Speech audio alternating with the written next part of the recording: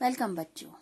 आज हम आपको एकादशः पाठ 11 चैप्टर समवायो ही दुर्जय, समूह को हराना कठिन होता है या कठिन है, इस पाठ का अध्ययन करवाएंगे।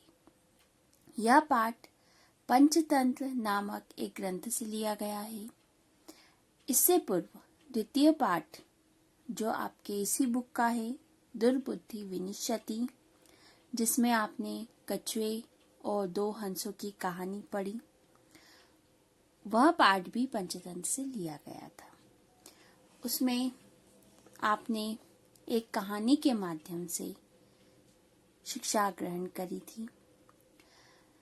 यह बुक पंचतंत्र नामक ग्रंथ ऐसी ही कहानियों का एक संग्रह है, जिसको 5 अलग अलग पुस्तकों में बांटा गया है, इसीलिए इसका नाम पंचतंत्र रखा गया है। इन बुकों में इसी प्रकार की कहानियां वर्णित हैं, जिसमें जीव जंतुओं के द्वारा, पशु पक्षियों के द्वारा या ऐसे वस्तुओं के द्वारा या ऐसे जनों के द्वारा शिक्षा दी गई है आपको। मतलब उस कथा के सार के माध्यम से आपको शिक्षित किया गया है। इस कहानी का सार हम पढ़ते हैं। इसमें एक चिड़िया है जो समय के साथ अपने संतानों को उत्पन्न करती है, पर कोई मस्त हाथी आता है और उस वृक्ष के नीचे आकर उस डाली को तोड़ देता है अपनी सूंड से, जिस पर चिड़िया के अंडे रखे हुए हैं, घोंसले में रखे हुए हैं। चिड़िया के अंडे घोंसले से भूमि पर आकर गिर जाते हैं और नष्ट हो जाते हैं। यह देखकर चिड़िया बहुत विलाप करती है, अर्थात जोर जोर से रोती है। उसका विलाप सुनकर कठफोड़वा पक्षी आप जानती हैं, जो पेड़ को काटते हैं, इसे पक्षी उसे कठफोड़वा कहते हैं। वो पक्षी चिड़िया से पूछता है कि हे भोली चिड़िया, तुम क्यों रो रही हो? चिड़िया उत्तर देती है कि एक दुष्ट हाथी ने मेरी संतानों को नष्ट कर दिया। उसके वध के बाद ही, यानी उसकी मृत्यु के बाद ही मेरा यह दुख शांत होगा। तब कठफोड़वा पक्षी उसे अपनी मित्र वीणा रवा नामक मक्खी के पास ले जाता है और उससे सारी बात कहता है। मक्खी कहती है, मेरा भी एक मित्र मेंढक मेघनाथ है, शीघ्र उसके पास चलते हैं, जो भी उचित कार्य होगा वह करेंगे। ऐसा कहकर मक्खी उन सबको साथ में लेकर मेघनाथ के घर जाती है और पूरी बात बड़ी विनम्रता के साथ बताती है। मेघनाथ कहता है कि जैसा जैसा मैं कहता हूँ वैसा तुम सभी करो। सबसे पहले मक्खी, तुम जाकर हाथी के कानों में आवाज करना, जिससे कि उसकी आंखें बंद हो जाएगी। तब कठफोड़वा पक्षी जाकर उसकी दोनों आंखें फोड़ देगा। आंखें से न दिखने के कारण उसे बहुत दर्द होगा और वह प्यास से व्याकुल हो जाएगा, मतलब उसे प्यास लगने लगेगी।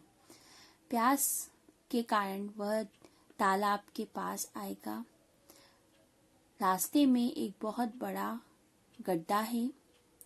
उस गड्ढे के अंदर मैं बैठकर जोर जोर से आवाज करूंगा। मेरी आवाज को सुनकर वह हाथी उस गड्ढे को तालाब समझकर अंदर आता हुआ गिरकर मर जाएगा। दोपहर के समय इसी प्रकार किए जाने पर वह हाथी उस गहरे गड्ढे में गिरकर मृत्यु को प्राप्त कर लेता है। इस कहानी से हमें यह शिक्षा मिलती है कि समूह में जो भी कार्य करते हैं वो हमेशा सफल होता है, या समूह में रहने वाला व्यक्ति कभी भी पराजित नहीं होता। यह इस कथा का सार है। अब इस कहानी को हम संस्कृत में अनुवाद करके समझेंगे। पुरा एकस्मिन् वृक्षे एका चटका प्रतिवस्ति स्म। पुराने समय में, पुरा मतलब पुराने समय में, एकस्मिन् एक वृक्ष पर, एका चटका एक चिड़िया रहती थी। चटका का अर्थ होता है चिड़िया। प्रतिवस्ति स्म रहती थी, मतलब पुराने समय की बात है। कालेन तस्या संतति जाता, समय के साथ उसने अपने संतानों को उत्पन्न किया। एकदा कश्चित् प्रमादः गजः तस्य वृक्षस्य अधः आगत्य। एक बार कोई मस्त हाथी, मतलब बिना कुछ देखे हुए, बिना कुछ सामने कोई जीव आ रहा है, जंतु आ रहा है, उसका ध्यान रखते हुए वह दौड़ता हुआ हाथी उस वृक्ष के नीचे आ जाता है। अधः मतलब नीचे आ जाता है। तस्य शाखं शुंडेन अत्रोट्यत। तस्य और उस शाखा को, किस शाखा को? जिसपे घोंसला रखा है, किसका? चिड़िया का। उस शाखा को शुंडेन सूंड से तोड़ देता है। चटकाया नीडम भूवि अपतत। चिड़िया का घोंसला भूमि पर आ गिरता है। तेन अंडानी विश्रणानी, और सभी अंडे नष्ट हो जाते हैं। अथ सा चटका विलप्यत। इसके बाद चिड़िया बहुत अधिक विलाप करने लग जाती है, अर्थात जोर जोर से रोने लग जाती है। तस्याः विलापं श्रुत्वा काष्ठकुटः नाम खगः दुःखेन ताम अपृच्छत्। उसके इस तरह विलाप को सुनकर, मतलब जोर जोर से रोने को सुनकर, कठफोड़वा मतलब लकड़ी को खोदने वाला या काटने वाला जो पक्षी होता है, नामक खग मतलब नामक पक्षी, दुखेन ताम अपृच्छत्, दुख का कारण पूछता है। किसे पूछता है? चिड़िया से। भद्रे किमर्थम विलप्यसि इति। हे भोली चिड़िया, तुम क्यों इतना ज्यादा रो रही हो? चटका अवदत, चिड़िया कहती है, दुष्ट नेकेन गजेन मम संतति नाशिता। एक दुष्ट हाथी ने, दुष्ट मतलब जो बहुत खराब स्वभाव का है, मतलब जो किसी भी जीव जंतु का ध्यान नहीं रखता, ऐसा दुष्ट हाथी ने मेरे संतानों को, मतलब मेरे अंडों को का नाश कर दिया।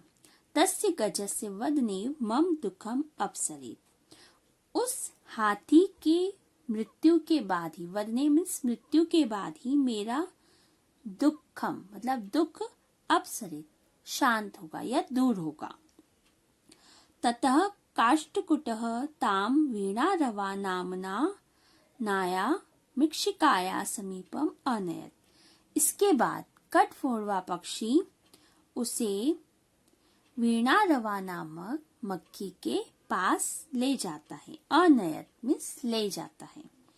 तयो वार्ता श्रुत्वा मिक्षिका अवदत। उन दोनों की बात सुनकर, तयो अर्थात उन दोनों की बात सुनकर मक्खी कहती है, मम अपि मित्रम मंडूकः मेघनाथ अस्ति। मेरा भी एक मित्र मेंढक मेघनाथ है।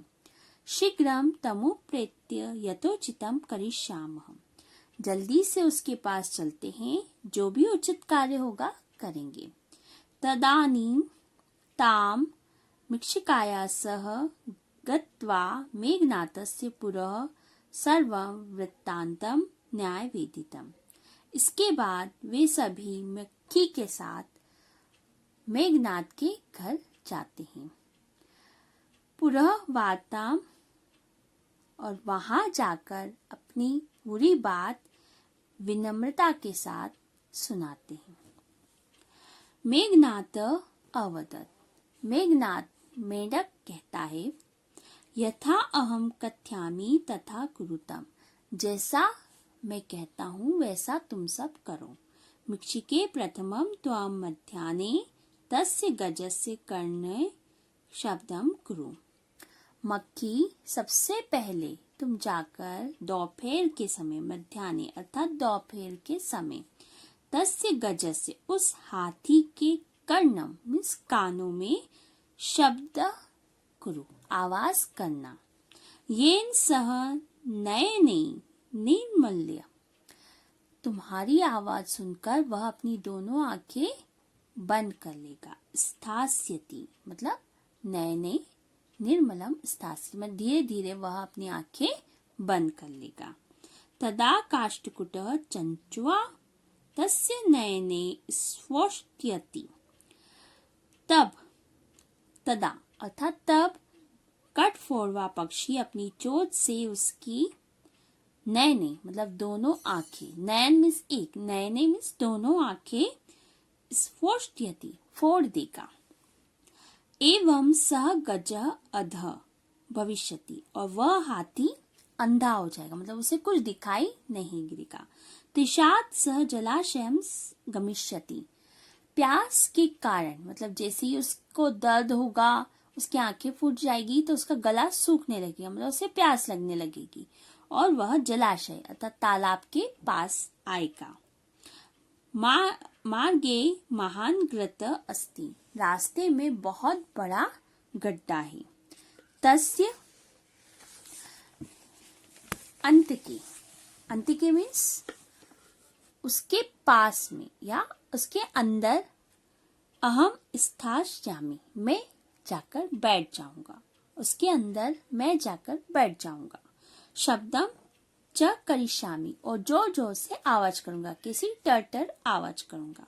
माम शब्देन ताम घृतम जलाशयम मित्वा सह तस्मिन्नेव गत पतिष्यति मारिष्यति च मेरे शब्दों को सुनकर या मेरी आवाज को सुनकर वह तामिस वह घृतम उस गड्ढे को तालाब जलाशय मीन्स तालाब मित्वा समझकर सह तस्मिन्नेव गत और उसके अंदर झुकेगा। गतः पतिष्यति और गड्ढे में गिर जाएगा। मारिष्यति च और उसकी मृत्यु हो जाएगी मतलब गिरने से वह उस गड्ढे में मर जाएगा। अथ तथा कृते स गजः मध्याह्ने मंडूकस्य शब्दम अनुसृत्य महतः गतस्य अन्तः पतितः मृतः च। अथ तथा कृते इसी प्रकार किए जाने पर, किस प्रकार मतलब पहले मक्खी गई, उसने उसके हाथी के कानों में आवाज की जिससे उसकी आंखें बंद हो गई। फिर कठफोड़वा पक्षी गया, उसने उसकी दोनों आंखें फोड़ दी। प्यास के कारण वह तालाब के पास में आया। रास्ते में बहुत बड़ा गड्ढा था, उस गड्ढे के अंदर मेंढक आवाज कर रहा था जिससे हाथी ने उसे तालाब समझा और उसके अंदर झुककर पानी पीते हुए मतलब पानी पीने जाते हुए वह उस गड्ढे में गिर गया और मर गया। अथ तथा कृते इस प्रकार किए जाने पर सह गजस्य मध्याह्ने वह हाथी दोपहर के समय मंडूकस्य शब्दम अनुसृत्य मंडूक मीन्स मेंढक की आवाज का अनुसरण करते हुए मतलब उसकी आवाज को सुनते हुए महतः गतस्य अंतः गहरे गड्ढे के अंदर जाता हुआ पतितः गिरता है मृतः च और मर जाता है। तथा चोक्तम इसीलिए कहा जाता है बहुनाम अप्सराणाम समवायो ही दुर्जय अर्थात अनेक निर्बलों का बहुनाम अप्सराणाम बहुत सारे निर्बलों का समूह या संगठन भी कठिनाई से जीतने योग्य होता है मतलब उसको भी भले ही निर्बल व्यक्ति हो पर अगर संगठित है, क्योंकि ना अकेली चिड़िया उसको मार सकती थी, ना कठफोड़वा मार सकता था, ना मक्खी मार सकती थी और ना ही मेंढक मार सकता था। पर जब चारों मिले, चारों ने योजना बनाई और योजना के तहत उन्होंने उस हाथी को जो बहुत विशालकाय था उसके ऊपर भी उन्होंने विजय प्राप्त कर ली। इसीलिए कहा जाता है बहुनाम अप्सराणाम समवायो ही दुर्जय अनेक निर्बलों का संगठन समूह भी कठिनाई से जीतने योग्य होता है। अब इसका हिंदी अनुवाद समझेंगे बच्चों।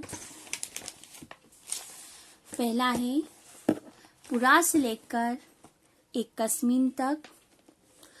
पुराने समय में एक वृक्ष पर एक चिड़िया रहती थी। समय बीतने पर उसके संतान उत्पन्न हुई। एक बार वह किसी मस्त हाथी ने उस वृक्ष के नीचे आकर उसकी टहनी को सूंड से तोड़ डाला। चिड़िया का घोंसला भूमि पर गिर पड़ा। इससे चिड़िया के सारे अंडे फूट गए। तब वह चिड़िया विलाप करने लगी अर्थात जोर जोर से रोने लगी। उसके विलाप को सुनकर कठफोड़वा नामक पक्षी ने उससे दुख का कारण पूछा। हे भोली चिड़िया, तुम किस लिए रो रही हो? चिड़िया कहने लगी, एक दुष्ट हाथी ने मेरी संतान को नष्ट कर डाला। उस हाथी की मृत्यु के बाद ही मेरा यह दुख शांत होगा।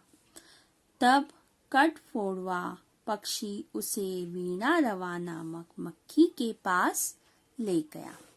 उनकी बात सुनकर मक्खी कहने लगी, मेरा भी एक मित्र मेघनाथ मेंढक है। शीघ्र उसके पास चलते हैं, जो उचित होगा वही कार्य करते हैं। तब उन दोनों ने मक्खी के साथ जाकर मेघनाथ के सामने सारा वृत्तांत निवेदन करके कह दिया। मेघनाथ मेंढक कहने लगा, जिस प्रकार मैं कहता हूँ उसी प्रकार तुम दोनों करो। हे मक्खी, पहले तुम दोपहर के समय उस हाथी के कान में शब्द आवाज करना, जिससे वह अपनी आंखें बंद कर लेगा। तब कठफोड़वा पक्षी अपनी चोंच से उसकी आंखों को फोड़ देगा। इस प्रकार वह हाथी अंधा हो जाएगा और प्यास से व्याकुल वह हाथी तालाब की ओर जाएगा। रास्ते में विशाल बड़ा गड्ढा है, उसके अंदर मैं बैठ जाऊंगा और आवाज या टर टर का शब्द करूंगा। मेरे शब्दों का अनुसरण करते हुए, यानी मेरे शब्दों को, मेरी आवाज को सुनते हुए वह हाथी उस गड्ढे को तालाब मानकर उस गड्ढे में ही गिर पड़ेगा और मर जाएगा। तब वैसा ही किए जाने पर वह हाथी दोपहर के समय मेंढक के शब्द का अनुसरण करके महान गड्ढे में गिर पड़ा और मर गया। इसीलिए कहा गया है, अनेक निर्बलों का संगठन अर्थात समूह भी कठिनता से जीतने योग्य होता है। धन्यवाद।